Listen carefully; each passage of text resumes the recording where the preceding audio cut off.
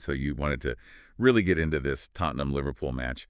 And, well, let me tell you, this one had it all. A debut goal, 2 own goals, a free kick that we'll be talking about for weeks. And to top it all off, a last-minute penalty. But honestly, what makes this match so fascinating isn't just the scoreline. It's what these moments tell us about where Tottenham and Liverpool are at this point in the season. So yeah, we're doing a deep dive on this one. Tactics, turning points, individual performances, the whole 9 yards. And it all starts with the context, Mm-hmm. Coming into this match, both these teams were undefeated. Tottenham, they've been on fire offensively, 8 goals in 3 matches. They were looking to keep that momentum going. Liverpool, on the other hand, they were desperate. I mean, really desperate to turn those early draws into a win. They needed 3 points bad, and you could just feel that urgency from Liverpool, especially from manager Matt Beard. The pregame commentary really highlighted his focus on eliminating the individual errors that had cost them in previous matches. Yeah. It's like he knew they had the talent, but could they keep their composure under pressure? That's the question, isn't it? And I think it's so interesting to see how that pressure played out, particularly in the first half. Liverpool came out with a very clear game plan. High pressure, quick transitions. They were relentless in their press, forcing Tottenham into these rushed clearances. And their transition from defense to attack, I mean, it was like lightning, almost like watching a masterclass in counterattacking football. It's like what we saw with Cornelia Carbox's goal in the 24th minute. I mean, talk about making a statement in your league debut. She comes on for Liverpool, anticipates a turnover, exploits all that space behind Tottenham's high backline, and pounces on, I'll be honest, a slight positioning error from Tottenham's goalkeeper, Becky Spencer. 1-0 Liverpool, and suddenly it felt like the floodgates were about to open. It was brilliant, just a brilliant display of awareness and skill from Carbox, and it really showed why Liverpool were so keen to bring her on board. But here's the thing, even with that early goal, even with Tottenham's reputation as this attacking powerhouse, Liverpool were the ones dictating the pace. They were controlling the flow of the game. Totally. Tottenham, who we'd seen score 8 goals in their first 3 matches, they were struggling to even get shots on target. Liverpool's defense was just a wall. Their midfield was winning every battle. And honestly, for a minute there, it really felt like Liverpool were going to run away with it. And then, well, the second half happened. Man, I'm still trying to wrap my head around how that second half went down. You've got Liverpool right. They're in control. 1 goal up, dominating possession. And then, bam, just like that, everything changes. It's like someone flipped a switch, right? 2 key moments, 2 own goals, and suddenly Tottenham's right back in it. That first own goal, though, you really got to feel for Taylor Hines. She's just trying to clear this cross from Jess Nas, who, by the way, Nas was just everywhere in this match, constantly causing problems for Liverpool's defense. She was a real menace. Anyway, Hines is trying to clear this cross. And it deflects off her and into the back of the net. Just one of those things. Right place, wrong time. But that second own goal, that's where you really start to see the pressure getting to Liverpool. Gemma Bonner, I mean, we're talking about one of the most experienced defenders in the league, misjudges a cross.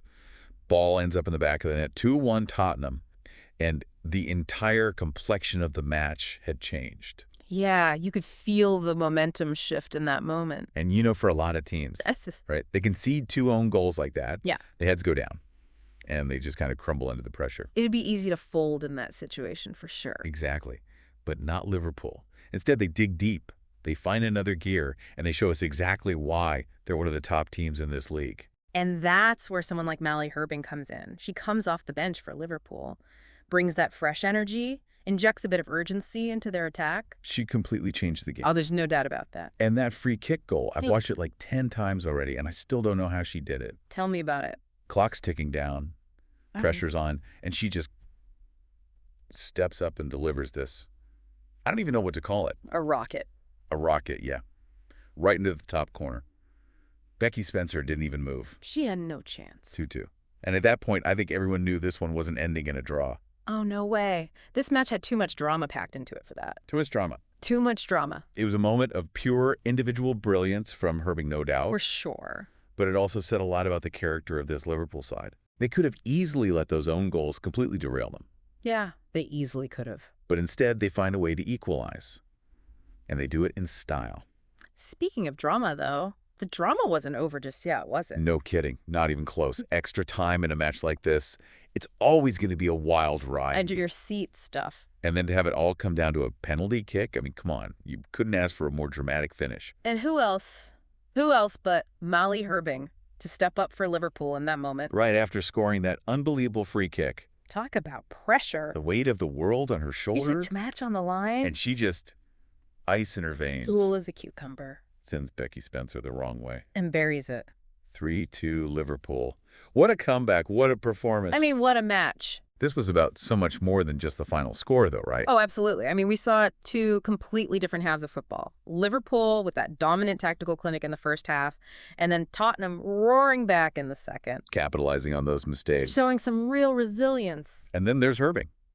Right. I mean, talk about a game changer. Comes off the bench, scores 2 incredible goals, wins the game for Liverpool. Just unbelievable. It's easy to get caught up in the excitement of that comeback. Yeah.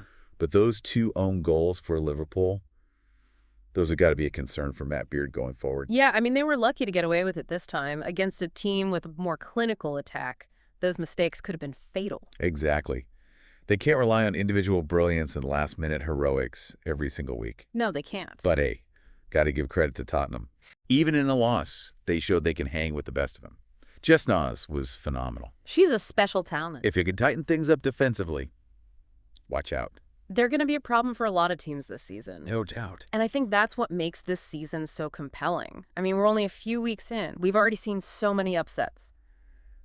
Comebacks. Individual performances that just leave you speechless. This match was the perfect example. Absolutely. But a reminder that in this league, every single point is hard-fought. Every team is a threat.